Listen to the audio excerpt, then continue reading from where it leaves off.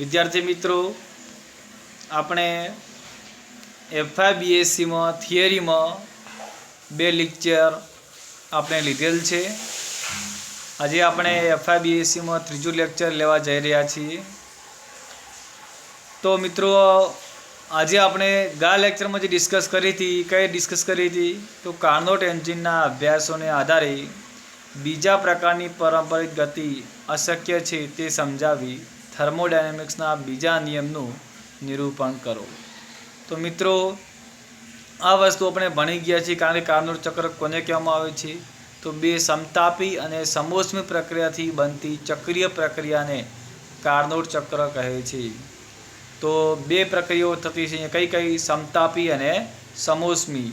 તો બે સમતાપી અને સમોષ્મી પ્રક્રિયાથી બનતી ચક્રીય પ્રક્રિયા જેને શું કહી શકાય કાર્નોટ ચક્ર કહી શકાય છે। એના પછી મિત્રો કાર્નોટ એન્જિન। તો કાર્નોટ ચક્ર પર આધારિત ઉષ્મા એન્જિનનું યાંત્રિક કાર્યમાં રૂપાંતર કરતા એન્જિનને કાર્નોટ એન્જિન કહે છે। શેનું રૂપાંતર શેમાં કરશે તો ઉષ્મા ઉર્જાનું યાંત્રિક ઉર્જામાં રૂપાંતર કરતા એન્જિનને શું કહેવાય કાર્નોટ એન્જિન કહે છે। તો મિત્રો આપણે આ ટોપિકની આખી ડિસ્કસ કરેલી જ છે અને લાસ્ટમાં આપણે એવું તારવેલું છે કે હંમેશા ઉષ્મા એ ઊંચા તાપમાનમાંથી નીચા તાપમાનમાં ઉષ્મા ઉર્જાનું વહન થાય છે। નીચા તાપમાનથી ઉષ્મા ઉર્જા છે એ ઊંચા તાપમાન તરફ વહન પામતી નથી એટલે કે બીજા પ્રકારની જે પારંપરિક ગતિ છે એ શક્ય નથી। મિત્રો તમે દરેક વિડીયો દેખો ત્યારે સબસ્ક્રાઈબ અને બેલ આઇકોન દબાવતા રહેજો। વિડીયો પૂરો દેખજો જેથી કરીને તમને નેક્સ્ટ વિડીયો મળી રહે। તો મિત્રો આપણે અહીંયા જે કાર્યક્ષમતાની મેં વાત કરી હતી બરાબર છે। કાર્યક્ષમતા આપણે જે સૂત્ર તારવેલ છે ઈટા બરાબર 1 - T2/T1। તો T2 શું છે T1 શું છે તો મિત્રો આખી જે પ્રક્રિયા છે 3 વસ્તુ પર આધાર રાખે છે। કયા 3 વસ્તુ તો એક ઠારણ વ્યવસ્થા, બીજું ઉષ્મા પ્રાપ્તિ સ્થાન અને ત્રીજું કાર્યકારી પદાર્થ। કાર્નોટ ચક્રમાં 3 વસ્તુ હોય છે। કાર્યકારી પદાર્થ તરીકે વાયુ લેવામાં આવે છે, બીજું એટલે કે આદર્શ વાયુ લેવામાં આવે છે। T2 છે આપણું તાપમાન છે, ઠારણ વ્યવસ્થા છે, T1 આપણું ઉષ્મા પ્રાપ્તિ સ્થાન છે। ઓકે, આ જે સમીકરણ આપણે જોડે છે 1 - T2/T1 આ સમીકરણમાં જો આની ઇફિશિયન્સી 100% મેળવ્યું હોય તો આપણું T2 બરાબર કેટલું હોવું જોઈએ 0 કેલ્વિન હોવું જોઈએ અને T1 બરાબર ઇન્ફિનિટિવ કરીએ। જો T1 બરાબર ઇન્ફિનિટિવ કરીએ અને T2 બરાબર 0 કરીએ તો આપણને ઇફિશિયન્સીથી કાર્યક્ષમતાથી આપણને 100% મળશે। એટલે કે આપણે જે ઉષ્મા ઉર્જા છે એનું 100%થી યાંત્રિક કાર્યમાં રૂપાંતરણ કરી શકાય પણ આવું શક્ય નથી કેમ કે વ્યવહારમાં T2 બરાબર 0 કેલ્વિન અને T1 બરાબર ઇન્ફિનિટી કરવું શક્ય નથી। વ્યાપક રૂપે ઉષ્મા ઉર્જાનું 100%થી બીજા કોઈપણ પ્રકારની ઉર્જામાં રૂપાંતર શક્ય નથી એટલે કે બીજા પ્રકારની પારંપરિક ગતિ છે એ શક્ય નથી।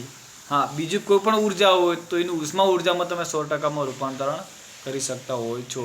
તો આના આધારે ઘણા બધા વૈજ્ઞાનિકોએ કથન આપેલા છે જેમાં ક્લોસિયસનું વિધાન પણ છે। એના પછી ક્લોસિયસનું વિધાન શું કહેવા માગે છે કે ઉષ્મા છે એ આપમેળે ઠંડા પદાર્થમાંથી ગરમ પદાર્થ તરફ વહી શકે નહીં અથવા તો કોઈપણ એન્જિન સ્વતંત્રપણે રેફ્રિજરેટર તરીકે કાર્ય કરી શકે નહીં। એ તો મિત્રો આપણને ખબર છે કે ઠંડા પદાર્થમાંથી જે ઉષ્મા છે એ ગરમ પદાર્થ તરફ વહી શકતી નથી। બીજો કે થર્મોડાયનેમિક્સના બીજા નિયમ જુદા જુદા વૈજ્ઞાનિકો કરેલા વિધાનો જણાવો તો એમાં ક્લોસિયસનું વિધાન જે આપણે ભણ્યું એના પછી મેક્સ પ્લાન્કનું કથન આવે છે એક જ વસ્તુમાંથી ઉષ્મા શોષી કાર્યવાહક રચનામાં કોઈપણ પ્રકારનો ફેરફાર કર્યા સિવાય ઉષ્મા ઉર્જાનું સંપૂર્ણપણે તમે યાંત્રિક ઉર્જામાં રૂપાંતર કરે તેવું ચક્રીય પ્રક્રિયા પર આધારિત ઉષ્મા એન્જિન રચવું અશક્ય છે। એટલે કે બધું એ જે છે ઉષ્મા ઉર્જામાં રૂપાંતર ઉષ્મા ઉર્જાનું એ યાંત્રિક ઉર્જામાં રૂપાંતર થઈ જાય તેવું ચક્રીય પ્રક્રિયા પર આધારિત છે એવું તમે ઉષ્મા એન્જિન બનાવી શકતા નથી। એના પછી કેલ્વિનનું કથન હતું તો કેલ્વિનનું કથન શું કહેવા માગે છે એવી કોઈપણ પ્રક્રિયા શક્ય નથી કે જેમાં અંતિમ પરિણામ સ્વરૂપ એક જ તાપમાને કે તેના કરતાં નીચા તાપમાને રહેલા વસ્તુમાંથી ઉષ્માનું શોષણ કરી તેનું સંપૂર્ણપણે કાર્યમાં રૂપાંતર કરી શકાય. એટલે કે નીચા તાપમાને તમે ઉષ્માનું શોષણ કરી અને સંપૂર્ણપણે તેનું કાર્યમાં રૂપાંતર કરી શકો એવું ઉષ્મા એન્જિન રચવું અશક્ય છે. મિત્રો, એના પછી ઓસ્વાલ્ડનું પણ એક કથન હતું કે બીજા પ્રકારની પારંપરિક ગતિ ધરાવતું એન્જિન છે એ રચવું કેવું છે? અશક્ય છે. તો મિત્રો, આ તો આપણે ગયા લેક્ચરમાં ડિસ્કસ કરેલી છે. હવે જે આજનો જે નવો ટોપિક આવે છે એ ટોપિકનું નામ છે કાર્નોટ પ્રમેય લખો અને સાબિત કરો. મોસ્ટ આઈએમપી પ્રશ્ન છે મિત્રો. આ પ્રશ્ન એક્ઝામમાં દર વખતે પૂછાય છે કે કાર્નોટનો પ્રમેય લખો અને સાબિત કરો. તો નિશ્ચિત તાપમાનો વચ્ચે કાર્ય કરતા ઉષ્મા એન્જિનો પૈકી માત્ર પ્રતિવર્તી ઉષ્મા એન્જિનની કાર્યક્ષમતા સૌથી મહત્તમ હોય છે. તો કે બે તાપમાનો વચ્ચે જે કાર્ય કરે એમાં જે પ્રતિવર્તી ઉષ્મા એન્જિનની કાર્યક્ષમતા સૌથી કેવું હોય છે? મહત્તમ હોય છે. આ વિધાનને આ વિધાન છે. કોનું વિધાન છે? કાર્નોટનું વિધાન અથવા કાર્નોટનો પ્રમેય છે. અથવા આને તમે બીજી રીતે પણ લખી શકો. કેવી રીતે લખી શકાય? કે બે નિશ્ચિત તાપમાનો વચ્ચે કાર્ય કરતા પ્રતિવર્તી ઉષ્મા એન્જિનની કાર્યક્ષમતા તે જ બે તાપમાનો વચ્ચે કાર્ય કરતા અપ્રતિવર્તી ઉષ્મા એન્જિનની કાર્યક્ષમતા કરતાં વધુ હોય છે. એટલે કે આ જે ઉષ્મા એન્જિનની કાર્યક્ષમતા છે એ બે જ તાપમાનો વચ્ચે કાર્ય કરે. બે તાપમાનો એટલે કે ઠારણ વ્યવસ્થા અને ઉષ્મા પ્રાપ્તિ સ્થાન. એના કરતાં અપ્રતિવર્તી ઉષ્મા એન્જિનની કાર્યક્ષમતા કેવું હોય છે? પ્રતિવર્તી ઉષ્મા એન્જિનની કાર્યક્ષમતા વધુ હોય છે. આ કથનને કાર્નોટ પ્રમેય કહે છે. સાબિતી આપણે આ આખી જે થિયરી છે, પ્રમેય છે કાર્નોટનો, એ આપણે અહીંયા સાબિતી આપશું.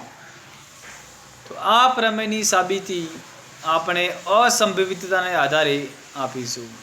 આ માટે આપણે પ્રતિવર્તી ઉષ્મા એન્જિન આર અને અપ્રતિવર્તી ઉષ્મા એન્જિન આઈ ને ધ્યાનમાં લઈશું.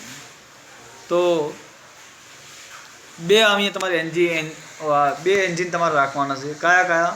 પ્રતિવર્તી ઉષ્મા એન્જિન આર અને અપ્રતિવર્તી ઉષ્મા એન્જિન આઈ ને તમારે ધ્યાનમાં લેવાના રહેશે.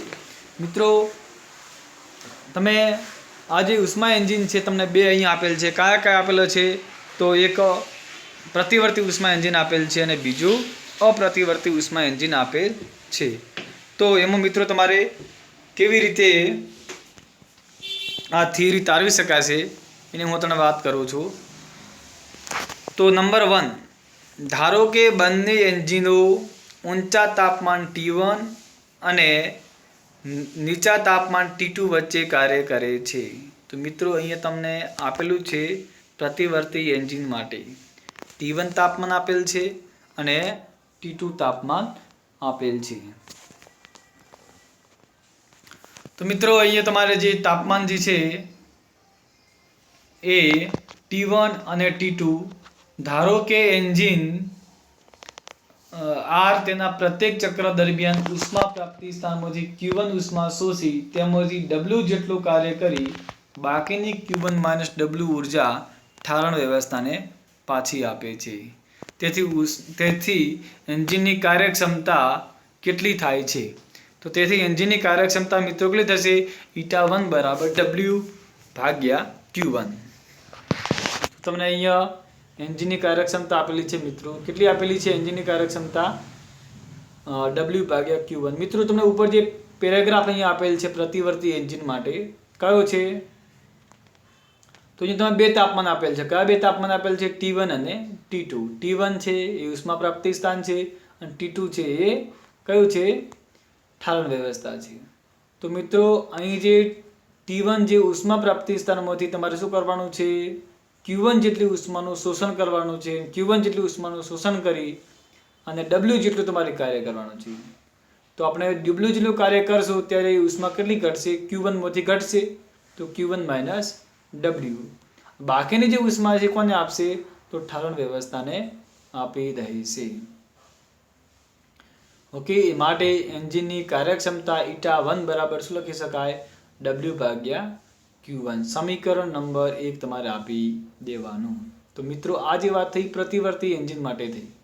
ફરીથી કહું છું શું થાય તો આજે પ્રતિવર્તી એન્જિન માટે એન્જિન આર તેના પ્રત્યેક ચક્ર દરમિયાન ઉષ્મા પ્રાપ્તિ સ્થાનમાંથી Q1 ઉષ્મા શોષી તેમાંથી W જેટલું કાર્ય કરી બાકીની Q1 - W જેટલી ઉર્જા ઠારણ વ્યવસ્થાને પાછી આપે છે.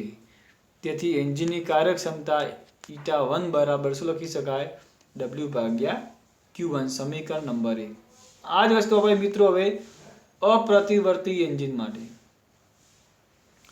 તો એમાં પણ બે તાપમાન છે T1 અને T2 અને અપ્રતિવર્તી આપણે ઇનરિવર્સિબલ જેને I કહીશું. તો આ જ પ્રોસેસ ફરીથી કહીશું તો Q2 જેટલું તમારે ઉષ્માનું શોષણ કરવાનું છે W જેટલું કાર્ય કરી Q2 - W જેટલી ઉષ્મા હોય તમારે ઠારણ વ્યવસ્થાને આપી દેવાની રહેશે. ધારો કે એન્જિન I તેના પ્રત્યેક ચક્ર દરમિયાન ઉષ્મા પ્રાપ્તિ સ્થાનમાંથી Q2 ઉષ્મા શોષી તેમાંથી W કાર્ય કરી બાકીની Q2 - W ઉર્જા ઠારણ વ્યવસ્થાને પાછી આપે છે. મિત્રો અહીંયા તમે જે બીજું જે અપ્રતિવર્તી જે એન્જિન માટે તમને અહીંયા આખો ડાયાગ્રામ આપેલો છે એ શું કહેવા માંગે છે કે તમારે ઉષ્મા પ્રાપ્તિ સ્થાનમાંથી Q2 જેટલી ઉષ્માનું શોષણ કરવાનું W જેટલું કાર્ય કરાવવાનું. જો તમે ઉષ્મા Q2 માં W જેટલું કાર્ય કરાવો તો વધેલી ઉર્જા કેટલી તો Q2 - W જેટલી. એ કાર્ય થાય કાર્ય કર્યા પછીની જે ઉષ્મા છે કોને આપવાની આપણે ઠારણ વ્યવસ્થા T2 ને આપી દેવાની છે. તો મિત્રો આજે Q2 - W જેટલી તમે ઉર્જા ઠારણ વ્યવસ્થાને આપી દેશો તો બાકી કેટલી ઉર્જા ઉષ્મા વધશે તો η2 બરાબર W/Q2 સમીકરણ નંબર 2. મિત્રો ધારો કે અપ્રતિવર્તી એન્જિન I ની કાર્યક્ષમતા પ્રતિવર્તી એન્જિન R ની કાર્યક્ષમતા કરતાં વધુ છે. આપણે મિત્રો આવું ધારીએ છીએ. પ્રમેયમાં કેવું કહેવા માંગે છે કે પ્રતિવર્તી એન્જિનની જે કાર્યક્ષમતા છે અપ્રતિવર્તક કરતાં વધારે હોય છે. પરંતુ મિત્રો આપણે હવે શું લઈશું અહીંયા અપ્રતિવર્તી એન્જિન I ની કાર્યક્ષમતા પ્રતિવર્તી એન્જિન R ની કાર્યક્ષમતા કરતાં વધુ હોય છે.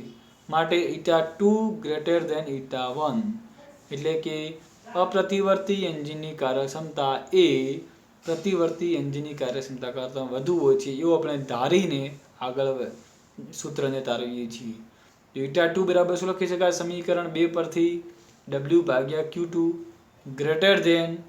> η1 બરાબર શું લખી શકાય W/Q1 ઉપરથી W કેન્સલ 1/Q2 > 1/Qn ઉલટાવી દો પદને તો શું થશે Q2 < Q1 માટે Q2 મોટા છે અને Q1 નાના છે માટે શું લખી શકાય Q1 < Q2 માટે Q1 ની કિંમત કોના કરતાં મોટી છે Q2 કરતાં માટે Q1 - Q2 < 0 કારણ કે મોટામાં નાનું બાદ કરીએ તો <0 સમીકરણ નંબર 3. તો Q1 - Q2 નું મૂલ્ય કેવું મળે છે આપણને ધન હોવાનું સૂચવે છે. મતલબ કે Q1 નું મૂલ્ય ધન હોય તો શું લખી શકાય આપણે જે ધારણા કરેલી છે એ કેવી છે ખોટી છે. મતલબ કે પ્રતિવર્તી એન્જિનની કાર્યક્ષમતા વધુ હોય છે. તો મિત્રો અહીંયા ફરીથી એક ડાયાગ્રામ એ આપેલ છે કે તમે બંને જે એન્જિન આપણા છે એન્જિન I છે અને એન્જિન એક R છે રિવર્સિબલ અને ઇરિવર્સિબલ. રિવર્સિબલ અને ઇરિવર્સિબલમાં તમે શું કરશો મિત્રો તો બે તાપમાન પણ અહીં આપેલ છે T1 ઊંચું તાપમાન અને T2 નીચું તાપમાન. T1 ઊંચું તાપમાનમાં શું કરશો તમે Q2 જેટલું ઉષ્માનું તમારે શું કરવાનું છે શોષણ કરવાનું છે અને એ જે અપ્રતિવર્તી આપણે જે અપ્રતિવર્તી એન્જિન છે શું કરશે Q2 - W જેટલું કાર્યમાં રૂપાંતર કરશે બાકીની ઉષ્મા કોને આપશે T2 જેટલું નીચું તાપમાન ધરાવતા પદાર્થને આપશે. એ પદાર્થમાંથી પાછું જે બીજું જે એન્જિન છે એ ઉલટું ફરે છે તો એ શું કરશે પાછું નીચા તાપમાનમાંથી ઉષ્માનું શોષણ કરશે Q1 - W બરાબર છે અને એ પાછી જે ઉર્જા છે એ કોને આપશે ઊંચા તાપમાન ધરાવતા પદાર્થ એટલે કે T1 ઊંચું તાપમાન ધરાવે છે એ પદાર્થને પાછી આપે છે. તો મિત્રો શું થશે અહીંયા એન્જિન I અને R એ એકબીજા સાથે એવી રીતે જોડવામાં આવે છે કે જેથી સીધું ફરતું engine I A engine R ને ઉલટું કરે છે. મિત્રો જો એન્જિન ઉપરનું છે ઉલટું થયું છે અને નીચેનું છે કેવું છે સીધું છે. તો સીધું ફરે છે કયું? તો અપ્રતિવર્તી એન્જિન. પ્રતિવર્તી એન્જિન છે શું છે? ઉલટું ફરે છે. મિત્રો તમે લખી શકાય કે ધારો કે સંયુક્ત એન્જિનમાંનું સીધું ફરતું એન્જિન આઈ એ ઉષ્મા પ્રાપ્તિ સ્થાનમાંથી કેટલું?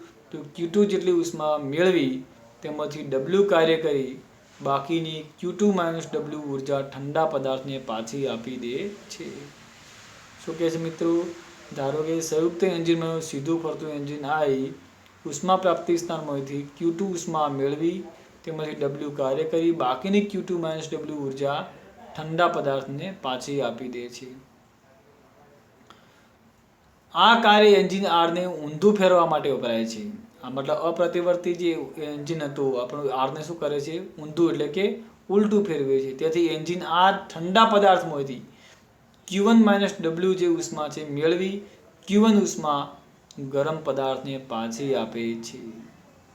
તો ગરમ પદાર્થની ઉષ્મા ઠંડા પદાર્થમાંથી પાછી આપવામાં આવે છે જ્યારે એન્જિનને આવી રીતે જોડાણ કરીએ ત્યારે. અહીં એન્જિન આર પર એન્જિન આઈ વડે કાર્ય થાય છે. અહીં એન્જિન આર પર એન્જિન આઈ વડે કાર્ય થાય છે. મિત્રો પ્રતિવર્તી એન્જિન પર અપ્રતિવર્તી એન્જિન વડે કાર્ય થાય છે. તેથી બહારથી કોઈ કાર્ય કરવાની જરૂર રહેતી નથી. આપણે બહારથી કોઈ કાર્ય કરવાની જરૂર નથી કારણ કે એન્જિન આઈ ખુદ પોતે છે એ એન્જિન આર પર કાર્ય કરે છે. તો આ પ્રક્રિયા દરમિયાન દરેક ચક્ર દીઠ ઠંડા પદાર્થને મળતી ઉષ્મા Q1 બરાબર સ્મોલ q1 બરાબર શું આવશે? Q1 - W minus Q2 - W. તો શું આવશે? Q1 - W minus Q2 - W કરશો તો શું સાદુરૂપ આપશો? શું આવશે? Q1 - Q2 કારણ કે W છે કેન્સલ થઈ જશે. બીજા નંબરનું જે W છે માઇનસ માઇનસ પ્લસ થઈ જશે. પ્લસ W ને આગળ માઇનસ W છે એટલે કેન્સલ થઈ જશે. એટલે Q1 બરાબર શું આવશે? Q1 - Q2. જ્યારે ગરમ પદાર્થને મળતી ઉષ્મા Q2 બરાબર શું આવશે? Q1 - Q2 greater than 0. સમીકરણ 3 પરથી આગળ આપણે ભણી ગયા છીએ. Q1 - Q2 ગ્રેટર ધેન શું છે? 0 છે. એટલે કે પ્રત્યેક ચક્ર દીઠ સંયુક્ત એન્જિન બહારની મદદ વગર ઠંડા પદાર્થમાંથી ઉષ્મા મેળવી Q1 - Q2 જેટલી ઉષ્મા ગરમ પદાર્થને આપે છે. મિત્રો આ વાક્ય ખાસ ધ્યાન રાખજો. પ્રત્યેક ચક્ર દીઠ સંયુક્ત એન્જિન બહારની મદદ વગર ઠંડા પદાર્થમાંથી ઉષ્મા મેળવી Q1 - Q2 જેટલી ઉષ્મા ગરમ પદાર્થને આપે છે. પરંતુ કોઈ પણ કાર્ય વગર ઉષ્માને નીચા તાપમાનેથી ઊંચા તાપમાને લઈ જઈ શકાય નહીં. એટલે કે આપણે કરેલી ધારણા ખોટી છે. η2 ગ્રેટર ધેન η1 આ વસ્તુ ખોટી પડે છે. તમે નીચા તાપમાનેથી ઊંચા તાપમાને ઉષ્માને લઈ જઈ શકતા નથી. એટલે આપણે જે ધારણા કરેલી છે ધારણા કેવી છે? ખોટી છે. એટલે કે એન્જિન આઈ ની કાર્યક્ષમતા સમાન હોય તો તંત્ર એક પ્રકારની પારંપરિક ગતિ કરે છે જે પણ શક્ય નથી. જો તંત્ર આર અને આઈ ની કાર્યક્ષમતા સમાન હોય એટલે કે η1 = η2 હોય તો એ પ્રકારની પારંપરિક ગતિ કરે છે જે પણ શક્ય નથી. આમ સાબિત થાય છે કે એન્જિન આરની કાર્યક્ષમતા એન્જિન આઈની કાર્યક્ષમતા કરતાં વધુ હોય છે. તો મિત્રો આપણે જે ધારવાનું હતું એ આપણે ધારવી દીધું. શું કહેવા માંગે લાસ્ટમાં કે એન્જિન આરની કાર્યક્ષમતા એન્જિન આઈની કાર્યક્ષમતા કરતાં વધુ હોય છે. એ મિત્રો આપણે આ પેરેગ્રાફની જે ફિગર ઉપરથી પણ આપણે જે કંઈ ધારણા જે ધારી હતી એ જે ધારવાનું હતું એના કરતાં આપણે ઉલટી ધારણા ધારી અને આપણે શું કર્યું? એ ધારણાને ખોટી પાડી. તો મતલબ શું કહી શકાય? મતલબ એ કહી શકાય કે પ્રતિવર્તી ઉષ્મા એન્જિન અપ્રતિવર્તી ઉષ્મા એન્જિન હોય છે. પ્રતિવર્તી ઉષ્મા એન્જિનની કાર્યક્ષમતા એ અપ્રતિવર્તી ઉષ્મા એન્જિન કરતાં વધુ હોય છે. એ આપણે મિત્રો અહીંયા સાબિત કર્યું છે. તો મિત્રો આખો જે આ પ્રમેય હતો આપણો કયો હતો? આ પ્રમેય હતો આપણો કાર્નોટનો પ્રમેય લખો અને સાબિત કરો. તો પ્રમેય તો તમને નીચે અહીંયા આપેલ જ છે. શું છે કે બે નિશ્ચિત તાપમાનો વચ્ચે કાર્ય કરતા પ્રતિવર્તી ઉષ્મા એન્જિનની કાર્યક્ષમતા તે જ તાપમાન વચ્ચે કાર્ય કરતા અપ્રતિવર્તી ઉષ્મા એન્જિનની કાર્યક્ષમતા કરતાં વધુ હોય છે. આ કથનને કાર્નોટ પ્રમેય કહે છે. આ પ્રમેયની સાબિતી આપણે અસંભવિતતાના આધારે આપીશું. તો અહીં આપણે બે એન્જિન લીધા હતા, એક પ્રતિવર્તી એન્જિન અને બીજું અપ્રતિવર્તી એન્જિન. પ્રતિવર્તી એન્જિનમાંથી આપણે શું કર્યું હતું, તો T1 અને T2 એટલે કે બે તાપમાન વચ્ચે કાર્ય, એટલે T1 એ ઉષ્મા પ્રાપ્તિ સ્થાન અને T2 એ ઠારણ વ્યવસ્થા. એમાં મિત્રો Q1 જેટલું શું કર્યું, ઉષ્માનું શોષણ કર્યું અને W જેટલું કાર્ય કરાવી, Q1 - W જેટલી ઉષ્મા એ ઠારણ વ્યવસ્થાને આપી દે છે. માટે એની જે કાર્યક્ષમતા કેટલી થાય, η1 બરાબર W/Q1. અપ્રતિવર્તી એન્જિન માટે આપણે જોઈ ગયા. અપ્રતિવર્તી એન્જિન માટે શું હોય, તો આપણે જે ઉષ્મા પ્રાપ્તિ સ્થાન છે એમાંથી Q2 જેટલું ઉષ્માનું શોષણ કરી, W જેટલું કાર્ય કરાવી, Q2 - W જેટલું કાર્ય કરાવી, બાકીની જે વધેલી ઉષ્મા છે આપણે ઠારણ વ્યવસ્થાને આપી દેવાની છે. એની જે કાર્યક્ષમતા છે કેટલી આપશે, η2 બરાબર W/Q2. સમીકરણ નંબર મિત્રો તમારે 2 આપી દેવાનું. હવે આપણે એવું ધારશું કે અપ્રતિવર્તી એન્જિન I ની કાર્યક્ષમતા એ પ્રતિવર્તી એન્જિન R ની કાર્યક્ષમતા કરતાં વધુ હોય છે. એટલે η2 > η1, W/Q2 > W/Q1, 1/Q2 > 1/Q1. પદને ઉલટાવી દેવાના, Q2 < Q1, અને ફરીથી પદને તમે એક્સચેન્જ કરો, Q1 > Q2 માટે Q1 - Q2 > 0. આ મૂલ્ય આપણને શું બતાવે છે, ધન મૂલ્ય હોવાનું સૂચવે છે. ફરીથી મિત્રો તમે બે જે એન્જિન હતા આપણા પ્રતિવર્તી અને અપ્રતિવર્તી હતા, એને આપણે શું કરી દેવાનું છે, જોડાણ કરી દેવાનું છે. જોડાણ કર્યા પછી આપણે અહીંયા જે કાર્ય મળશે કેટલું મળશે, Q1 બરાબર Q1 - W - Q2 - W. માટે Q1 બરાબર શું લખી શકાય, Q1 - Q2. સમીકરણ 3 પરથી પણ આપણે લખી શકીએ છીએ, Q2 બરાબર શું લખી શકાય, Q1 - Q2 > 0. લાસ્ટ આપણે શું તારવ્યું મિત્રો, તો લાસ્ટમાં આપણે એમ તારવ્યું કે એન્જિન R ની જે કાર્યક્ષમતા છે એન્જિન I ની કાર્યક્ષમતા કરતાં વધુ હોય છે. તો મિત્રો આ કાર્નોટનો જે પ્રમેય લખો ને સાબિત કરવાનો હોય છે, મિત્રો તમારા પરીક્ષામાં 100% પૂછાતો જ હોય છે. તો મિત્રો આ ટોપિકમાં જો ખબર ના પડી હોય તો તમે મને જાણ કરી શકો છો. ઓકે, થેન્ક યુ મિત્રો.